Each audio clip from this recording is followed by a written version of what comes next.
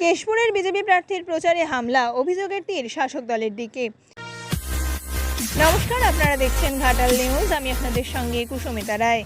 ঘাটাল লোকসভা কেন্দ্রের বিজেপি প্রার্থী হিরণময় চট্টোপাধ্যায়ের ওপর হামলার অভিযোগ। পশ্চিম মেদিনীপুর জেলার কেশপুরে ভোট প্রচারে গেলে তৃণমূল কংগ্রেসের লোকজন হিরণের ওপর হামলা করে বলে প্রার্থীর অভিযোগ। কেশপুর ব্লকের 6 নম্বর অঞ্চল জগন্নাথপুর বাজারে হিরণ প্রবেশ করলে তার গাড়ির সামনে এসে তৃণমূলের লোকজন বাঁশ লাঠি দিয়ে আক্রমণ চালায়। হিরণময় বলেন, আনন্দপুর থানার পুলিশের সামনেই ঘটনা ঘটেছে, দর্শকের ভূমিকা পালন করেছে পুলিশ। তার আরও অভিযোগ, তৃণমূল কংগ্রেস প্রার্থী দেব বলেছিলেন 10 থেকে 20 তারিখের মধ্যে বিজেপি কর্মী খুন হতে পারে, তাই কালকে মণ্ডল সভাপতির ওপর আক্রমণ হয়েছে আর আজ প্রার্থীর ওপর। বিজেপি কর্মীরা তাড়া করলে তৃণমূল কংগ্রেসের কর্মীরা পিছু হটতে বাধ্য হয়। এই ঘটনার একদিন আগে কেশপুরে বিজেপি মণ্ডল সভাপতি শুভেন্দু সামন্তের ওপর তৃণমূল বাহিনী হামলা চালায় বলে অভিযোগ। মিটিং থেকে ফেরার পথে শুভেন্দুবাবুকে বাঁশ লাঠি দিয়ে বেধড়ক মারধর করা হয় এবং কপালে রিভলভার ঠেকিয়ে ভয় দেখানো হয়। তাকে প্রথমে কেশপুর গ্রামীণ হাসপাতালে, পরে মেদিনীপুর মেডিকেল কলেজে ভর্তি করা হয়। তাকে দেখতে গিয়েছিলেন বিজেপি প্রার্থী হিরণ। গুন্ডা বাহিনী দীপক অধিকারী পাঠিয়েছে 15 থেকে 20 তারিখের মধ্যে খুন করবে বলেছিল। কালকে খুন করার চেষ্টা করেছিল, শুভেন্দু সামন্তকে পারেনি। আজকে প্রার্থী আছে, আমাকে খুন করার জন্য এসেছিল।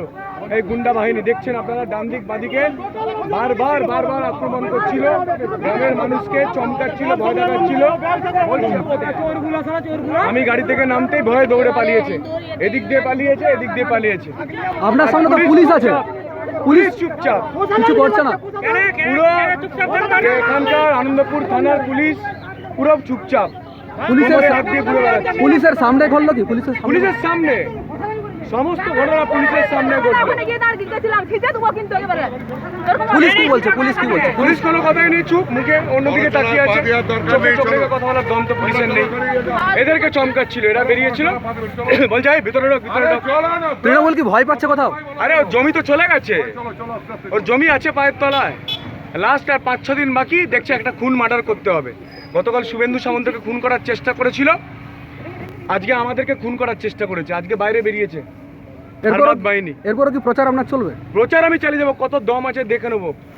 এই সাংসদ প্রার্থীর কত দম আছে দেখবো। 2014, 2019 এইভাবে জিতেছে, এবারে 1 ইঞ্চি জমি ছাড়বো না, ইঞ্চিতে এর জবাব দেবো আমরা। কেশপুরে কি আজ থেকে সন্ত্রাস শুরু হয়ে গেল? কি মনে করছেন?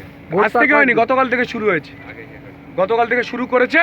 আমি থাকবো এখানে, দেখবো কেশপুরে কত দম আছে। ঘাটাল মহকুমার আপডেট পেতে ঘাটাল নিউজ ইউটিউব চ্যানেলটি সাবস্ক্রাইব করুন এবং ঘাটাল নিউজ ফেসবুক পেজটি লাইক ও ফলো করুন।